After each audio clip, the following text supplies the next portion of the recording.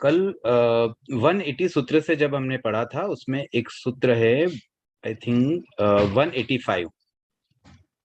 इसमें लिखा है, विकलेंद्रियों को छोड़कर नेरिक से वान मंत्र तक के सभी दंडकों के दो दो प्रकार है, संगी और असंगी। इसमें जिज्ञासा ये थी कि देवता, जैसे इसमें व्यंतर देवों को भी समाहित कर दिया गया है, तो इवन भवनपति देव भी यहाँ पर है, इवन नरक के जीव भी है। तो नरक के जीव, भवनपति देव और व्यंतर देव, इनमें संगी असंगी का भेद कैसे? क्योंकि जनरली हम अब तक यही समझते हैं कि देवता और नारकी तो केवल संगी ही होते हैं, असंगी नहीं होते हैं। और दूसरी बात, इसमें विकलेंद्रियों को छोड़ दिया गया है। और एक बात और ध्यान देने की है यहाँ पर, तो ये जिज्ञासा कुछ इसी सूत्र के संबंधित थी, तो मैं इसी पर थोड़ी सी चर्चा करूंगा। पहली बात तो हमें यहाँ ये ध्यान देना है कि विकलेंद्रियों में यहाँ पर एकेंद्रिय भी इंक्लूडेड है। वैसे विकलेंद्रिय हम सामान्यतया 2, 3 और 4 इंद्रिय के जीवों को कहते हैं, बट यहाँ पर एकेंद्रिय भी इसमें सम्मिलित है, तो उन्हें छोड़ दिया गया है।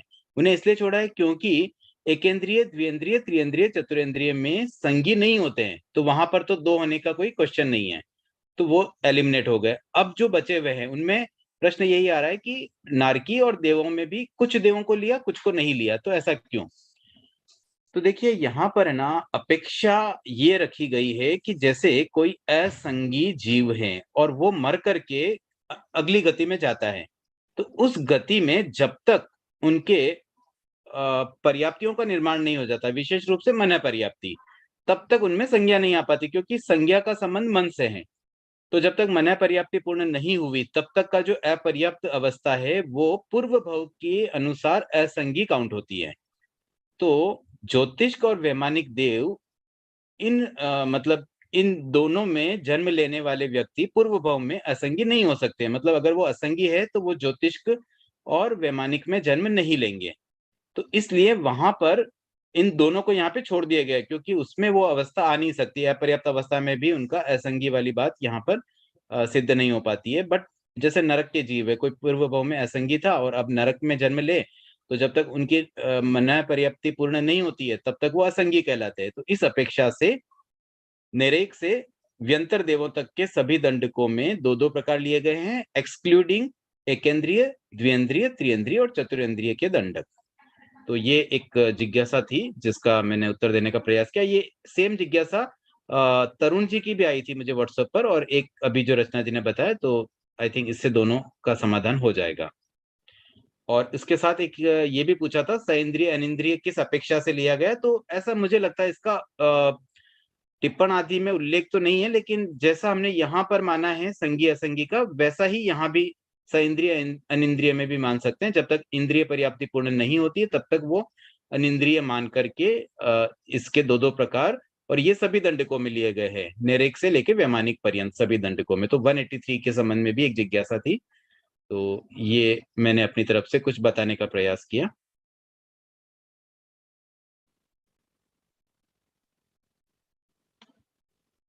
अब अगर और कोई जिज्ञासा है तो एक बार पुरानी जिज्ञासा ये सब कंप्लीट हो जाए, फिर हम आगे बढ़ते हैं। और किसी की कोई जिज्ञासा है तो आप प्लीज अपना हैंड रेस कर लीजिए, वरना हम अब आगे स्वाध्याय के क्रम को आगे बढ़ाएं। कल जो थोड़ा मिस्टेक था पीडीएफ में, आज वापस प्रॉपर पीडीएफ सेंड कर दिया है सब ग्रुप्स में, सो प्लीज आप वो देख सकते हैं। मेरे हिसाब से सुधांशु जी आप अभी आगे से शुरू कर दीजिए। ठीक है, 24 सूत्र तक हम कर चुके थे, उसके बाद 180 तक, 179 तक करना शेष रह गया था, तो अब हम 25 से स्टार्ट करेंगे। तो यहाँ पर देखिए दो क्रियाएं जो आई थी, प्रातित्विकी और सामंतोपनिपातिकी। इसकी जो परिभाषा थी, बाह्य वस्तु के सहारे होने वाली प्रवृत्ति, और एक होती है जिसमें अपने पास की वस्तुओं के बारे में जन समुदाय की प्रतिक्रिया सुनने पर होने वाली प्रवृत्ति। मतलब एक तो पहले वाले में तो कोई बाह्य वस्तु के सहारे कोई प्रवृत्ति हो रही है, और दूसरे में मेन बात ये होती है कि पब्लिकली कोई बात हो रही है, पब्लिकली कोई प्रतिक्रिया होने पर उसके आधार पर जो पुनः कोई प्रवृत्ति होती है, वो इसमें समाहित है। और इन दोनों के ही प्रकारों में जीव और अजीव है। तो जीव के सहारे होने वाली प्रवृत्ति जीव में आ जाती है, और अजीव के सहारे होने वाली प्रवृत्ति अजीव प्रातिकी में भी आ जाएगा। और सिमिलरली सामंतोपनिपातिकी में भी आ जाएगा। तो ये हो गया एक और क्रिया का तरीका। उसके बाद है क्रिया के दो प्रकार, फिर नई अपेक्षा से, नए तरीके से। वहां है स्वहस्तिकी, मतलब अपने हाथ से होने वाली क्रिया, और एक होती है नैशिष्टिकी, जिसमें किसी वस्तु को फेंक कर होने वाली क्रिया। जैसे ना अस्त्र और शस्त्र दो चीजें फेमस होती है, एक तो कोई हाथ में ही कोई वस्तु हो और बिना हाथ से छोड़े हुए और उसी से क्रिया की जाए, और एक होता है उस कोई चीज को फेंक करके क्रिया करनी। अब इसके फर्दर डिवीजन देखेंगे तो और क्लियर हो जाएगा। स्वहस्तिकी में दो आती है, अपने हाथ में रहे हुए जीव के द्वारा दूसरे जीव को मारने की क्रिया, और अजीव स्वहस्तिकी में अपने हाथ में रहे हुए निर्जीव शस्त्र के द्वारा किसी दूसरे जीव को मारने की क्रिया। तो ये यहाँ पर जो भी हम क्रिया कर रहे हैं ना, उसमें जो निमित्त है, कोई शस्त्र है या कोई जीव है, कोई भी हो, वो हमारे हाथ में ही रहेगा। और दूसरी जो है नैशिष्टिकी में, वहां पर फेंकने की क्रिया होगी। तो जीव में तो जीव को फेंक के होने वाली क्रिया, और अजीव नैशिष्टिकी में अजीव को फेंकने से होने वाली क्रिया। उसके बाद अगेन क्रिया के दो प्रकार आते हैं, आज्ञापनी और वैदारिणी। आज्ञापनी का मतलब आज्ञा देने से होने वाली क्रिया, मतलब कोई आज्ञा दी और उसके आधार पर कोई क्रिया होती है। और दूसरा एक दिया वेदारिणी, इसका मतलब होता है स्पोर्ट से होने वाली क्रिया। स्पोर्ट का मतलब विस्फोट से है, मतलब अब वो विस्फोट कैसे हो सकता है, इसको थोड़ा सा हम आगे देखेंगे तो समझ में आ जाएगा। अगेन इसमें भी जीव और अजीव दो है। तो जीव के विषय में आज्ञा देने से जीव आज्ञापनी, और अजीव के विषय में आज्ञा देने से अजीव आज्ञापनी क्रिया होती है। अब वेदारिणी में क्या होता है, यहाँ पर स्फोट है, तो जीव के स्फोट से होने वाली क्रिया। अब जीव में स्फोट कैसे होगा, जीव में विस्फोट कैसे होगा, तो उसके लिए व्याख्याकारों ने ये बात बताई गई है कि कभी कोई बात ऐसी कह दी जाती है जिससे विस्फोट हो जाता है, मतलब कोई एक गुप्त बात उजागर कर दी जाती है, कुछ अचानक एक सडन ऐसी कोई नई बात आ जाए जो अंदर तक मतलब कपा देने वाली होती है, वैसी कोई बात को हम एक विस्फोटक परिस्थिति कह सकते हैं। तो उस तरीके से स्फोट से होने वाली क्रिया हो जाती है। और अजीव में तो विस्फोट हो ही सकता है, तो अजीव के स्फोट से होने वाली क्रिया को अजीव वेदारणी में लिया गया है। उसके बाद एक और भेद आ रहा है, ये संभवतः अंतिम होगा। क्रिया दो प्रकार की, जिसमें एक है अनाभोग प्रत्यय, असावधानी से होने वाली क्रिया, मतलब केयरलेसनेस, और दूसरी है अनवकांक्षा प्रत्यय। अनवकांक्षा में क्या होता है, अपेक्षा न रखकर की जाने वाली क्रिया, मतलब उसका क्या रिजल्ट आएगा उस रिजल्ट के बारे में बिना सोचे ही काम कर लिया गया, मतलब वो रिजल्ट किसी के अहितकर हो सकता है लेकिन हमने उसकी परवाह नहीं की। तो पहले वाले में तो क्रिया करते समय असावधानी रखी, और दूसरे में उसके परिणाम के संबंध में असावधानी रखी कि उसका रिजल्ट क्या आएगा उस पर चिंतन नहीं किया गया। तो अनाभोग में अगेन दो है, पहला है अनायुक्त आदानता, और एक है अनायुक्त प्रमार्जनता। अब देखिए आदानता मतलब कोई चीज लेना, आदान प्रदान, प्रदान मतलब देना होता है, आदान मतलब लेना होता है। तो जैसे वस्त्र आदि लेते हैं, ये साधु के संबंध में है बात, कि वस्त्र आदि जैसे साधु ने लिया उसमें असावधानी रखी। और एक है प्रमार्जन में असावधानी रखना, तो जैसे पात्र आदि का प्रमार्जन करते हैं तो उसमें असावधानी रखना, वो अनायुक्त प्रमार्जनता में आ जाता है। उसके बाद अन्वकांक्षा प्रत्यय के दो प्रकार है, आत्म शरीर और एक पर शरीर। मतलब एक तो अपने खुद के शरीर की परवाह किए बिना कि भाई इसका रिजल्ट मेरे शरीर पर क्या आएगा, वो ध्यान न देते हुए काम कर लिया, और एक किसी और पर इसका कोई इफेक्ट आ जाएगा। जैसे मान लीजिए किसी ने फैन चला लिया, अब मान लीजिए सर्दी का मौसम है, कोई व्यक्ति वहां सोया हुआ है और फैन चला दिया, वो नींद में था और उसको सर्दी हो सकती है, तो ये परवाह नहीं की, तो वो बात हो गई पर शरीर अन्वकांक्षा प्रत्यय। उसके बाद और एक प्रकार आ रहा है क्रिया के दो प्रकारों में, प्रेय प्रत्यय और दोष प्रत्यय। प्रेय मतलब राग, मतलब राग के निमित्त कोई क्रिया करना, और द्वेष के निमित्त क्रिया करना, वो दोष प्रत्यय में आ जाता है। अब इसमें देखिए राग में दो है, माया और लोभ, और द्वेष में है क्रोध और मान। ये जो चार कषाय होते हैं ना, उनका एक डिवीजन भी इस तरह से पाया जाता है कि राग के अंतर्गत माया और लोभ को लिया जाता है, और द्वेष के कारण से क्रोध और माया की मान की प्रवृत्ति होती है। तो ये क्रियापद एक इसमें बहुत तरह के अलग अलग तरह के वर्गीकरण थे, लेकिन उसका मूल यही था कि किसी भी प्रकार की क्रिया जिससे दुष्प्रवृत्ति होती हो और उसके कारण कर्मों का बंधन होता है, उसकी पूरी जानकारी है, ताकि कोई भी काम करते समय सावधानी रहे, जागरूकता रहे, और हम अनावश्यक पाप कार्यों से बच सकें। अब है गर्हा पद। गर्हा का मतलब क्या होता है, निंदा करना, अपने आप पर एक ग्लानि फील होना, जैसे कोई गलत कार्य हम कर लेते हैं ना, तो उस बात को लेकर के हमें फील होता है कि भाई ये मुझसे गलती हो गई है। तो अपनी गलती का जब एहसास होता है, वो गर्हा के अंदर आता है। अब गर्हा के दो प्रकार, दो तरीकों से दिए गए हैं। पहला तरीका है जिसमें ये है कि कुछ लोग मन से करते हैं, कुछ वचन से, मतलब एक तो बोल के कोई कर लेता है, कोई मन ही मन कर लेता है गर्हा। दोनों तरीके हो सकते हैं। दूसरा होता है एक दीर्घकाल तक ग्रह करता है और एक अल्पकाल तक, मतलब वो फीलिंग है ना लंबे समय तक रहती है, ये मुझसे गलत काम हो गया। और गलत काम होने का मतलब ये होता है कि पुनः दोहराना नहीं है। अगर कोई व्यक्ति ये ग्रह करे कि हाँ ये मुझसे गलत हो गया, रोज वही काम वापस रिपीट करता है, तो वो ग्रह के अंतर्गत नहीं आएगा। ग्रह में तो आपको रिपीट नहीं करना है, मतलब अगर आपको सच में लग रहा है ये मुझसे गलती हुई है, तो फिर रिपीट तो नहीं होनी चाहिए, तो वो जागरूकता भी यहाँ आवश्यक होती है। तो दीर्घकाल तक एक होता है और एक अल्पकाल भी होता है। अल्पकाल में मतलब कुछ समय के लिए ग्रह किया और फिर वो व्यक्ति उसे छोड़ देता है, भूल जाता है। उसके बाद है प्रत्याख्यान पद। अब प्रत्याख्यान तो हम समझते हैं ये त्याग से संबंधित है। इसमें भी दोनों प्रकार दो ही तरीके से, मन से वचन से है और दीर्घकाल अल्पकाल से है। आगे बढ़ते हैं, विद्या और चरण। अब विद्याचरण पद में दो बातें बताई गई है कि ये दो बातों से संपन्न अनगार, अनगार का मतलब होता है साधु, वो अनादि अनंत प्रलंब मार्ग वाले तथा चार अंत वाले संसार रूपी कांतर को पार कर जाता है, मतलब वो संसार को पार करके मुक्त बन जाता है। तो इसमें दो बातें मेन क्या है, विद्या और चरण, यानी कि ज्ञान और चारित्र। अब देखिए ये 41 से लेकर के अगले 33 सूत्रों में कुछ कॉमन बातें हैं, तो मैं उनको पूरा एक साथ बताते हुए 73 सूत्र की सारी बातें एक साथ कवर करने का प्रयास करूंगा। इसमें दो बातें बताई गई, आरंभ और परिग्रह। आरंभ का मतलब हिंसा, और परिग्रह तो जो अपना पांचवा अपरिग्रह महाव्रत होता है ना, उसमें जो परिग्रह शब्द आ रहा है मतलब अनासक्त भाव। कुछ व्यक्ति परिग्रह में ये भी समझते हैं कि वस्तुओं का संग्रह है, लेकिन संग्रह से भी अधिक उसका मूल अर्थ होता है अनासक्त भाव। आपके पास कितनी भी सामग्री हो, लेकिन अगर उसमें आसक्ति नहीं है, तो वो सही मायने में अपरिग्रह की साधना हो जाती है, अनासक्त भाव होना।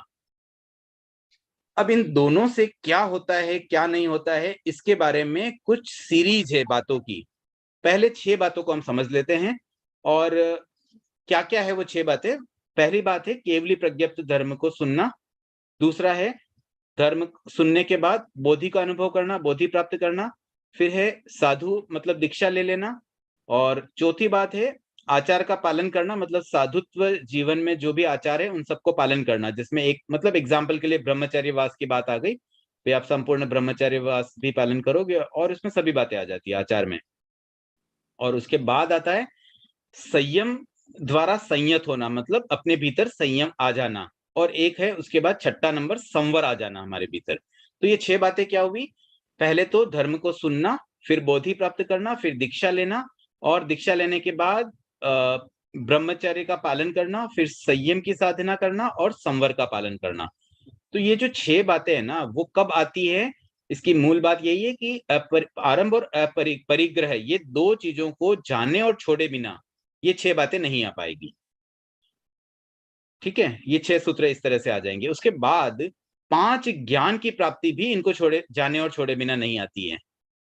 तो ये 5 ज्ञान जो है, अभिनिबोधिक ज्ञान यानी कि मति ज्ञान, और आगे श्रुति ज्ञान, अवधि ज्ञान, मन प्रयोग ज्ञान और केवल ज्ञान। इस तरह से ये 11 सूत्र एक ही सीरीज में हो गए, जिसमें ये बताया गया आरंभ और परिग्रह इन दो स्थानों को जाने और छोड़े बिना ये फॉलोइंग जो मैंने अभी 11 बातें बताई वो नहीं हो पाती है।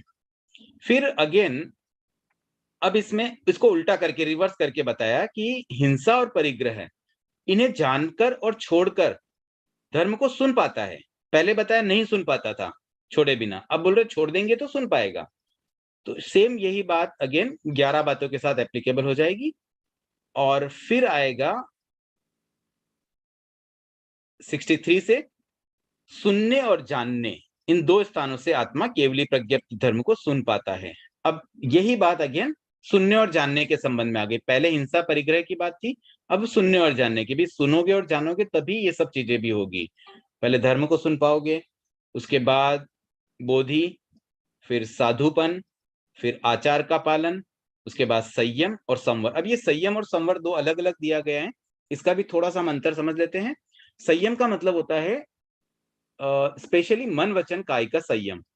जो समिति और गुप्ति की साधना होती है ना, उसमें समिति वाला पार्ट एक्चुअली संयम के लिए होता है, साधु के लिए। तो उसमें केयरफुल रहना, जो भी कार्य करते हैं उनमें जागरूक रहना और ध्यान से करना, ये संयम के अंतर्गत आता है। और मन, वचन, काय का संयम भी उसमें आ जाता है। और संवर है ना, थोड़ा-सा व्यापक पद है। संवर में बहुत सारी बातें आती हैं। इसमें वो 5 बातें, जो 5 आश्रव है ना, इनका निरोध करना संवर है। तो यहाँ पर प्रमाद, कषाय आदि ये सब भी समाहित हो जाते हैं। उनका भी हमें ध्यान रखना होगा। मतलब मिथ्यात्व से लेकर के योग तक जो 5 बातें हैं आश्रमों की, उन सब का निरोध वाली बात संवर में आ जाती है। तो इस प्रकार से हमने 73 नंबर सूत्र तक किया।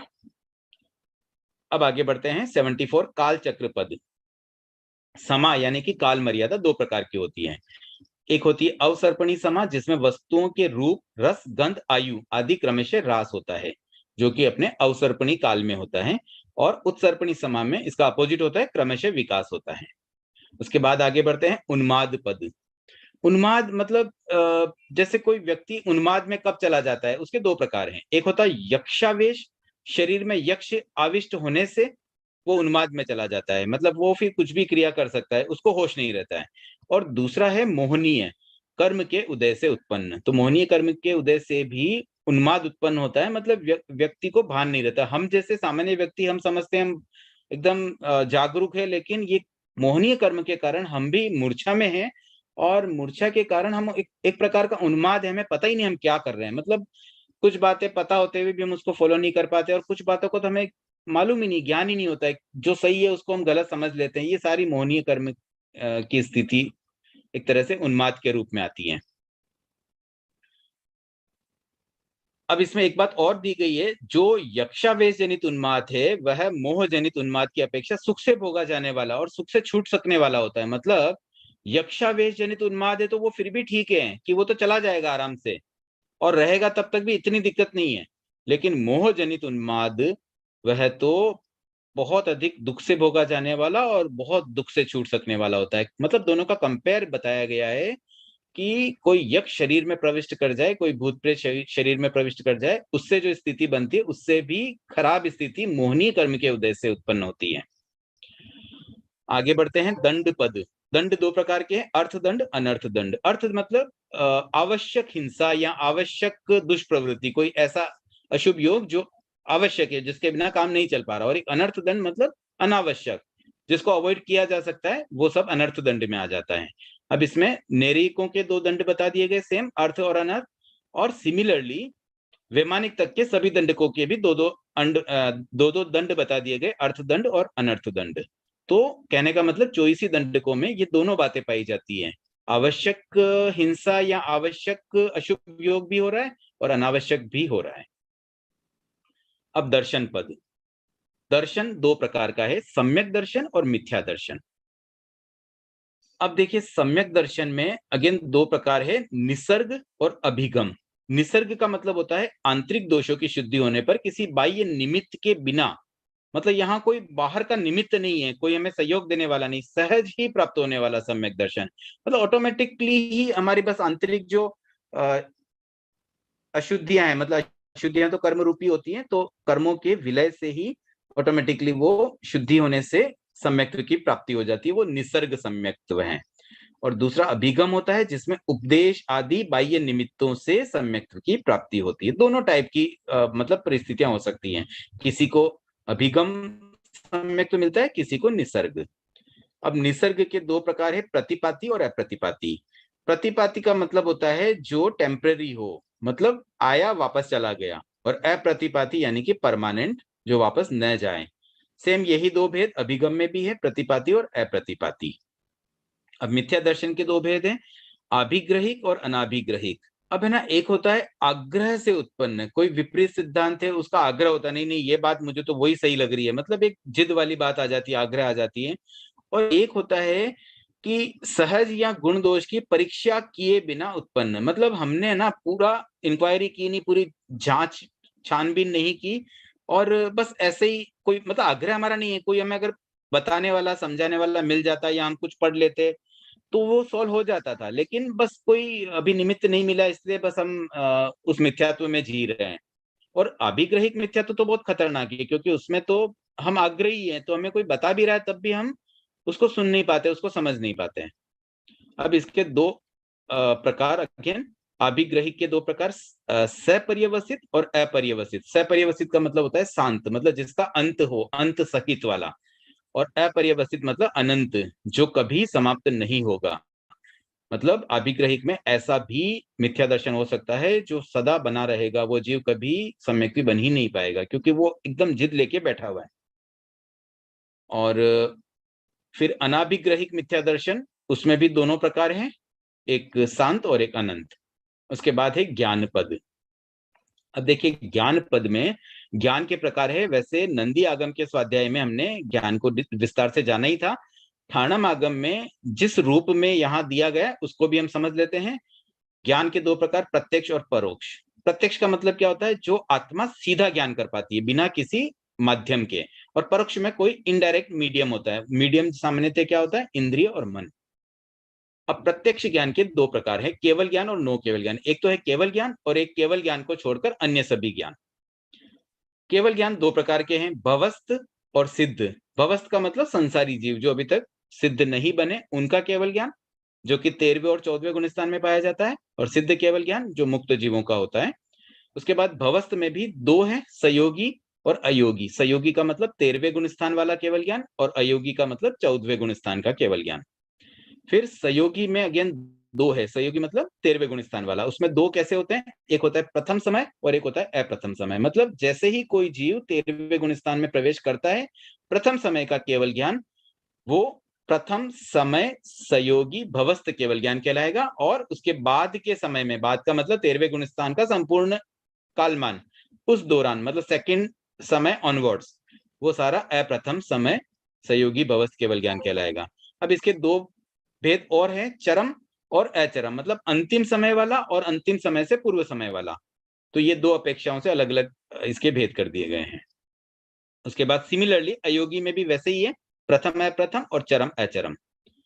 उसके बाद सिद्ध केवल ज्ञान के दो भेद है, एक होता है अनंतर सिद्ध केवल ज्ञान और एक परंपर सिद्ध। अनंतर का मतलब होता है तुरंत बाद वाला, मतलब जैसे ही सिद्ध बने तो सिद्ध बनने के प्रथम समय के जो सिद्ध होते हैं ना, उनका केवल ज्ञान कहलाएगा अनंतर सिद्ध, और उसके बाद वाले समय के परंपर सिद्ध केवल ज्ञान में आ जाएगा। फिर होता है एक अनंतर सिद्ध केवल ज्ञान, अनेक अनंतर सिद्ध, मतलब अब कितने व्यक्तियों को एक साथ केवल ज्ञान मिला। अगर मल्टीपल जीव एक साथ सिद्ध बनते हैं, मैक्सिमम 108 जीव एक समय में सिद्ध हो सकते हैं, तो उनका अनेक अनंतर में आ जाएगा अगर मल्टीपल लोग हैं तो। और अगर अकेला जीव, जैसे पूर्व में आया था भगवान महावीर अकेले सिद्ध बने, तो वो एक अनंतर सिद्ध केवल ज्ञानी कहलाएंगे प्रथम समय तक। उसके बाद परंपर में भी वैसा ही है, एक परंपर और अनेक परंपर। उसके बाद नो केवल ज्ञान, इसमें जो केवल ज्ञान को छोड़कर अन्य प्रत्यक्ष ज्ञान है, यानी कि अवधि ज्ञान, मन प्रयोग ज्ञान, ये दो हो गए। फिर अवधि ज्ञान के दो भेद हैं, भव प्रत्येक और क्षयोपशमिक। भव प्रत्येक होता है देवता और नारकी में जो जन्म के साथ उनको बाय डिफॉल्ट मिल जाता है, और क्षयोपशमिक होता है ज्ञानावर्णीय कर्म के क्षय उपशम से, जो कि मनुष्य और तिर्यंचों में होता है। दो के भव प्रत्येक है देवता नारकी के, और दो के क्षयोपशमी के मनुष्य तिर्यंच पंचेंद्रियों के। उसके बाद मन प्रयोग ज्ञान के दो प्रकार है, ऋजुमति विपुलमति। ऋजुमति में मानसिक चिंतन के पुद्गलों को सामान्य रूप से जाना जाता है, और इसमें विशेष रूप से जाना जाता है, मतलब वो थोड़ा और डिटेल होता है। विपुलमति का ज्ञान थोड़ा प्रखर होता है, थोड़ा और स्पेसिफिक होता है। ऋजुमति एक सामान्य ज्ञान है, मतलब वो भी अच्छा ही होता है, मन प्रयोग की कैटेगरी है, लेकिन उसमें भी दो भेद है, एक थोड़ा सिंपल है, एक थोड़ा एक्स्ट्रा ऑर्डिनरी है। उसके बाद परोक्ष ज्ञान के दो प्रकार। अब देखिए अब तक हम प्रत्यक्ष ज्ञान के भेद कर रहे थे, अब हम परोक्ष ज्ञान के भेद देख रहे हैं।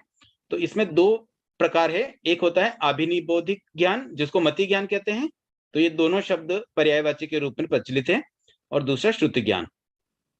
फिर मति ज्ञान या अभिनिबोधिक ज्ञान के दो प्रकार है, श्रुत निश्रित और अश्रुत निश्रित। श्रुत निश्रित में दो प्रकार, अर्थावग्रह व्यंजनावग्रह, और अश्रुत निश्रित के भी दो प्रकार, अर्थावग्रह व्यंजनावग्रह। अर्थावग्रह का अर्थ क्या होता है, व्यंजनावग्रह ये भी समझ लेते हैं। जैसे इंद्रियों के द्वारा विषय को जब प्रथम बार स्पर्श किया जाता है तो वो व्यंजनावग्रह होता है, और उसके बाद जब उसका अर्थ जाना जाता है, उसका अर्थ ग्रहण हो जाता है, वो अर्थावग्रह होता है। श्रुत और अश्रुत निश्रित का मतलब भी समझ लेते हैं। जैसे कोई बात पहले से ध्यान में हो, जैसे आज हमने किसी ने कोई बात कह दी और फिर 4 दिन बाद उसी बात के आधार पर हमने कोई बात कही, तो वो श्रुत निश्चित होगा, क्योंकि पहले हमने कहीं से जाना और फिर हमने उसके आधार पर बात कही। और अश्रुत निश्चित में वो बातें होती है जो हमने किसी से जानी नहीं, लेकिन हमारी प्रज्ञा से, हमारी बुद्धि से स्वयं कई बार कोई बात आ जाती है चला के। तो वो अश्रुत निश्चित में आ जाता है। उसके बाद श्रुत ज्ञान के दो प्रकार है, अंग प्रविष्ट, अंग बाह्य। मतलब ये आगमों के वर्गीकरण हो गए, क्योंकि श्रुत ज्ञान का एक बेस बना दिया गया भी आगम, जैसे श्रुत ज्ञान के एक माध्यम है, आगम के द्वारा भी हमें श्रुत ज्ञान मिल रहा है। तो अंग प्रविष्ट में अंग आगम आ जाते हैं और अंग बाह्य में शेष सभी आगम। तो अभी जैसे वर्तमान में हम 32 आगमों की बात करें तो 11 अंग हैं, जिसमें से ठाणम अंग का हम अभी स्वाध्याय कर रहे हैं, और बाकी जो है 32 माइनस 11 इनको छोड़ के बाकी जो 21 है वो अंग बाह्य है। हाँ विनीता जी, आपने जिज्ञासा रखी है, समय हो गया है, बट ये एक ज्ञान वाला हम पूरा कर लेते हैं, ज्ञान पद। उसके बाद अंग बाह्य दो प्रकार का है। अब देखिए अंग बाह्य मतलब अंग को छोड़ के अन्य, तो उसमें दो है, एक आवश्यक और एक आवश्यक व्यतिरिक्त। मतलब एक आवश्यक आगम और एक आवश्यक को छोड़ के अन्य सभी आगम। तो उसमें उपांग, मूल, छेद, ये तीन चीज आ जाती है आवश्यक व्यतिरिक्त में, और आवश्यक में केवल एक अपना आवश्यक आगम जिसमें प्रतिक्रमण है। आवश्यक व्यतिरिक्त के दो प्रकार हैं, कालिक और उत्कालिक। अब देखिए ये कालिक उत्कालिक का भेद उपांग, मूल और छेद के संबंध में आ रहा है, इस बात से ये स्पष्ट हुआ। और उसमें कालिक आगम वो होते हैं जो दिन रात के प्रथम और अंतिम प्रहर में ही पढ़ा जा सके, और उत्कालिक जो कभी भी पढ़ा सकते हैं, अकाल के सिवा कभी भी। तो ये एक मर्यादा होती है आगमों को पढ़ने की भी, तो ये भी सारी बात इसमें आ गई है। अब आगे धर्म पद के बारे में हम कल स्वाध्याय कर सकेंगे, जिज्ञासाएं आमंत्रित है। विनीता जी अपने आप को अनम्यूट करें प्लीज। हाँ, जय जिनेन्द्र सर। जय जिनेन्द्र। हाँ, मेरी जिज्ञासा ये है कि जैसे अपनी क्रिया में केवल दुष्प्रवृत्ति को ही क्यों लेते हैं? शुभ क्रियाएं भी तो होती है ना, जैसे अपने बंधन की बात कर रहे हैं जी, वैसे आती है, लेकिन तो यहाँ पर जिन क्रियाओं का उल्लेख किया गया है ना, वो मुख्यतः अभी आप सारी क्रियाओं का एक बार गोथ्रू करेंगे ना, तो उसमें वही सब बातें आ रही है जो दुष्प्रवृत्ति से संबंधित है। इवन जो छठे गुण स्थान तक के साधु की क्रियाएं इसमें ली गई, उसके बाद वाली इसमें आई नहीं है। तो उससे ऐसा लग रहा है कि यहाँ उद्देश्य ये है कि क्रियाओं के द्वारा ये बताने का प्रयास है कि कैसे इन क्रियाओं को अवॉइड करते हुए कर्म बंधन से बचना है, ये एक भाव हो सकते हैं। अच्छा, तभी मेरे मन में ये आया कि क्रिया तो शुभ। अच्छा, एक और पूछ सकती हूँ? जी। अच्छा, एक जैसे गहरा का आपने बताया, तो वो मन से करना तो बहुत इजी है, एवरी टाइम भी कर सकते हैं, पर वचन से, या मतलब वचन से करेंगे तो गुरु के समक्ष करेंगे, वो बहुत डिफिकल्ट है। तो अपने गहरा जब करते हैं, कर्म निश्चित कटेंगे ही, तो अपने ये ज्यादा बेटर है या मन से करने से भी इक्वली कर्म निर्जित होंगे? देखिए, अभी इक्वली का तो मैं नहीं कह सकता हूँ, भावों की बात है। कभी कभी आप मन से ही इतने शुद्ध भावों से कर लें कि उससे भी काफी कुछ मतलब अच्छा हो सकता है, बट वचन से किया तो और अच्छी बात है। जब तक अपना दिल नहीं खुलेगा, मतलब सच्चे मन से गरहा नहीं आएगी ना, तब तक तो वचन से करना वैसे भी मुश्किल होगा। तो जिसके मन में भी अगर मतलब सच्चे भावों से अगर गरहा के भाव आ रहे हैं, तो दैट मीन्स उसको वचन से करने में दिक्कत कभी नहीं आएगी। नहीं, जैसे मेरा यहाँ समझना है, मन से तो अपने बहुत कभी भाव आते हैं, मन से करना तो लगता है कि हाँ इजी है, पर अगर गुरु के समक्ष या प्रमुख श्री जी के समक्ष अगर लेने जाते हैं तो थोड़ी हिम्मत चाहिए कि गर्रा करना है। तो उस अपेक्षा से जैसे मैं पूछ रही हूँ कि मैं वही कह रहा हूँ कि वो हिम्मत है ना अपने भावों से ही आती है। अगर अपने भाव प्रबल होंगे ना, तो वो हिम्मत तो आ ही जाएगी। तो मूल बात तो भावों की होती है, मन से करो या वचन से करो, भाव कितने प्रबल है ना, वो बहुत महत्वपूर्ण है। नहीं, सही बात है। कृतज्ञोस्मि। बबीता जी अनम्यूट करें। हाँ, सुधांशु जी सर, तो गरहा में है ना मन और वचन का ही दिया है, काया का क्यों नहीं है? काया से हम गरहा नहीं करते हैं क्या?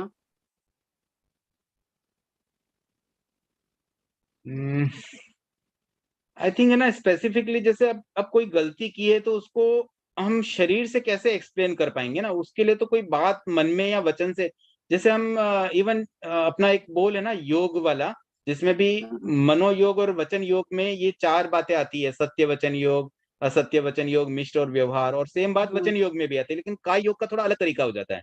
काय योग से की जाने वाली प्रवृत्तियां अलग तरह की होती है, और मन और वचन में बहुत कॉमन है। मतलब जो बातें हम मुंह से बोल सकते हैं, वही बातें मन में भी सोच सकते हैं। उनमें जो सिमिलरिटी है ना, उसको ध्यान में रख करके मुझे लगता है कि गरहा भी मन और वचन से की जाए। शरीर से हम एक एग्जांपल ले लीजिए, मान लीजिए हमने कुछ गलत कार्य किया, अब गुरुदेव के सामने जाके हम कैसे ग्रह करेंगे? तो हाथ जोड़ के करते हैं ना, तो वो काया का ही हुआ ना सर। हाथ जोड़ के कर तो रहे, लेकिन हम हमारे भाव क्या आ पाएंगे ना उसमें? हम अपनी हाँ, गलती को जब तक अब दोहराएंगे जैसे नहीं, हमने क्या गलत किया है, गुरुदेव पूछेंगे अच्छा क्या हुआ बताइए, किस चीज का हाँ प्रायश्चित लेना है, क्या गलती हो गई, तो हम शरीर से कैसे समझा पाएंगे? तो ऐसा मुझे लगता है कि इसी अपेक्षा से शायद 2 ही दिए, क्योंकि इन दोनों में ही क्लियरिटी आ पाती है। ओके ओके सर, कृतज्ञ। 2 मिनट बाकी, अगर और कोई जिज्ञासा है तो आप अपना हैंड रेज कर सकते हैं।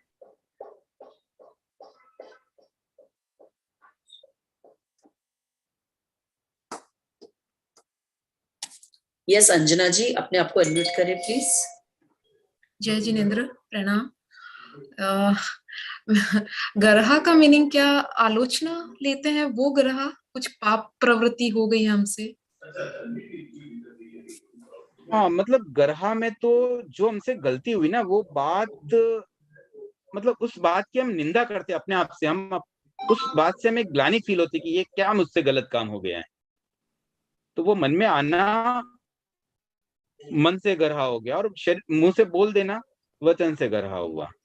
अब आलोचना तो उसके बाद की स्टेज है, पहले ग्रह होगी फिर आलोचना होगी। जी, कृतज्ञोस्मि। तो इन जिज्ञासाओं के समाधान के साथ ही आज के इस सेशन को हम यहीं समाप्त करते हैं, और फिर कल फिर जुड़ेंगे आगम स्वाध्याय से। सबके प्रति ओम।